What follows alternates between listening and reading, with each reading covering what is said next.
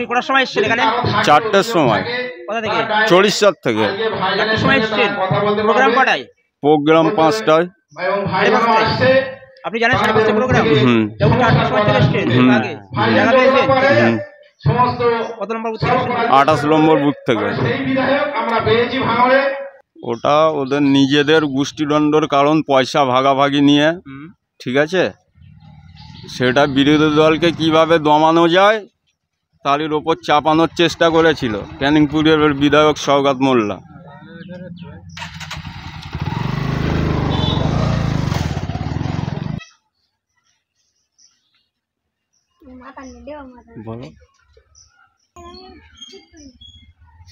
ওটা ওদের গোষ্ঠীদ্বন্দ্বের কারণে হয়েছে, ঠিক আছে?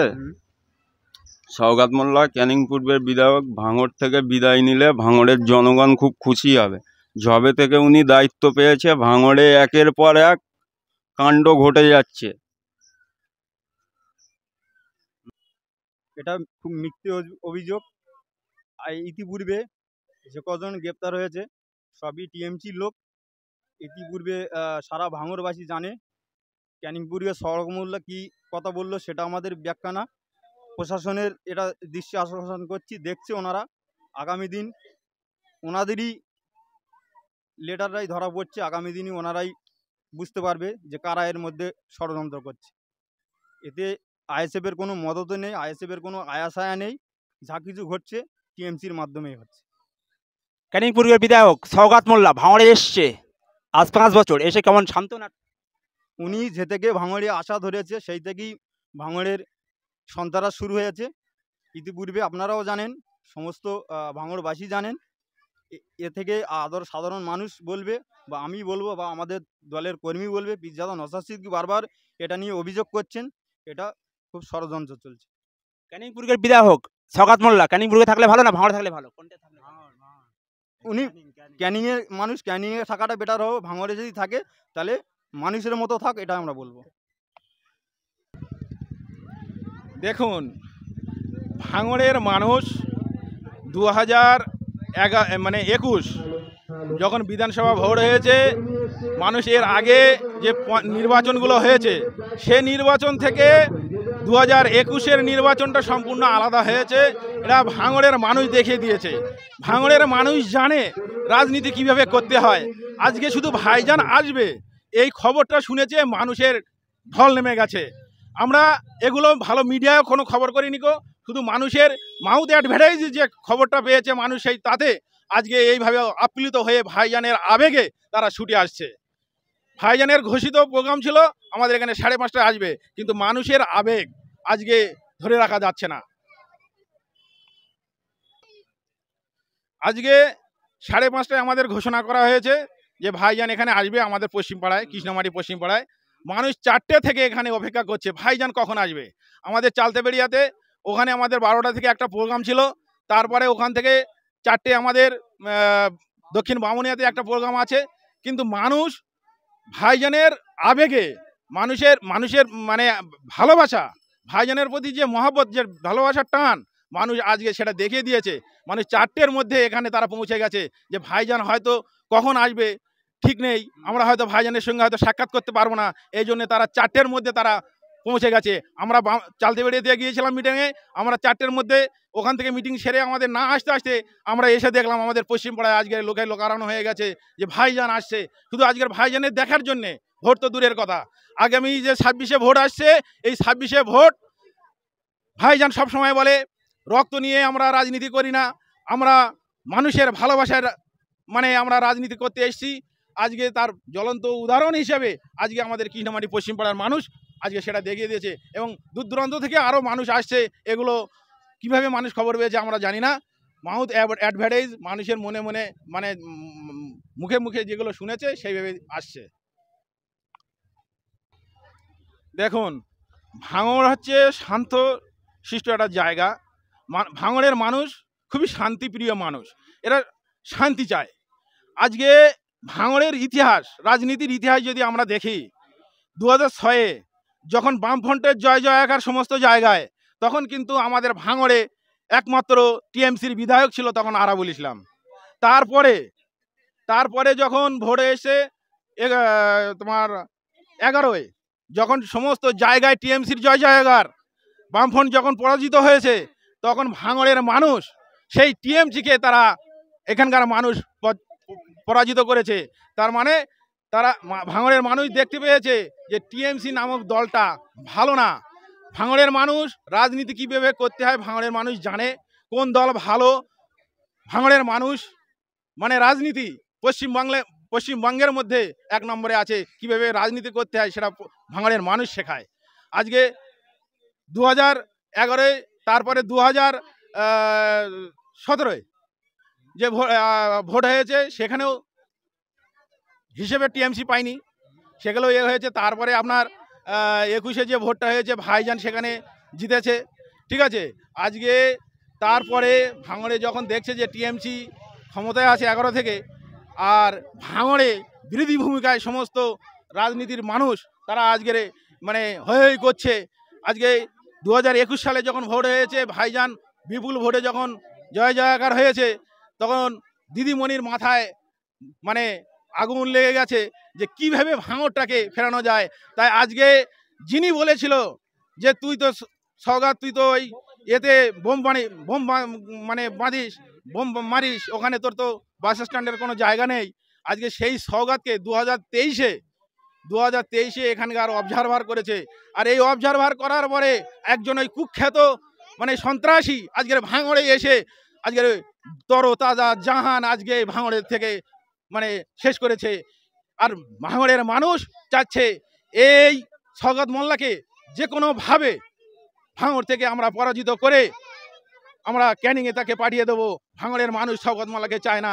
আজকের ভাঙড়ে যখন থেকে এসে আজকের পঞ্চায়েতে ভোটে নমিনেশনকে কেন্দ্র করে বিডিও সাহেবকে যেভাবে মানে ভুল বুঝিয়ে বিরোধীদেরকে মানে নমিনেশন করতে দেয়নি কো, সেই চক্রান্ত করেছে এবং ওখানে নমিনেশন করতে গিয়ে বাধা সৃষ্টি করেছে।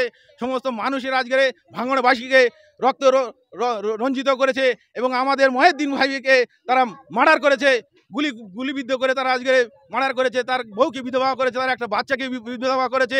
শুধু তাই না, মানে কি বলে সেই রাক্ষস কাকে ছাড়ে না। না তো আজকে ওনার দলে আজকে আমাদের যে রাজ্জাক খান যে খুন হয়েছে, আমরা খুবই মর্মাহত। আজকে একজন সাধারণ মানুষ হিসেবে আজকে আমাদের কাছে খুব পরিচিত একজন ব্যক্তি ছিল ওই রাজ্জাক ভাই, ভাঙড়ে নেতৃত্ব দিত, ভাঙড়ে বিজয়গঞ্জে নেতৃত্ব দিত।